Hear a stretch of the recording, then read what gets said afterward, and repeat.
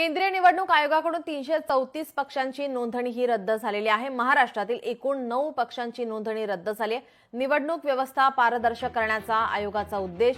सध्या देशामध्ये 6 राष्ट्रीय पक्ष, 67 प्रादेशिक पक्ष आणि 2854 नोंदणीकृत असल्याची माहिती समोर येत आहे।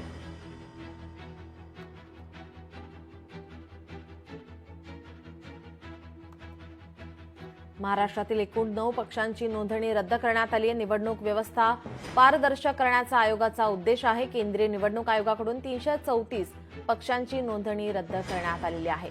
सध्या देशामध्ये 6 राष्ट्रीय पक्ष, 67 प्रादेशिक पक्ष आणि 2854 नोंदणीकृत असल्याची माहिती समोर येते।